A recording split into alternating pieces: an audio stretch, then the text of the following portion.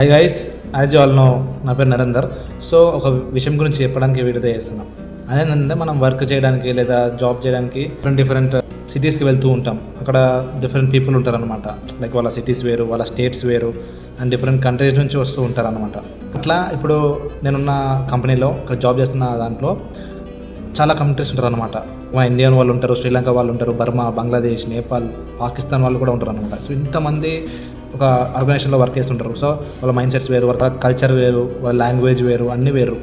So అట్లా recently నేను వేస్తున్న ఫ్యాక్టరీలో ఒక ప్లానింగ్ డిపార్ట్మెంట్కి ఒక కొత్త ఆమె వచ్చింది. సో ఆమెనైతే మీకు చూపిస్తా. ఆమె డిఫరెంట్ కంట్రీ, మన ఇండియా అయితే కాదు. సో ఏమన్నా అడుగుతా ఆమెని, ఆ లాంగ్వేజ్ బట్టి మీరైతే ఆమె ఏ కంట్రీ ఏమైనా చెప్పండి. సో ఆమెను పిలుస్తా. Can you come here? So she is Sanjana. Hi everybody. So I will ask something to her, like how are you in their language. Let's see. In your language, how are you? How are you means? Kastusa. Kastusha. Okay, let's see. ఇది ఏ language మీరైతే చెప్పండి.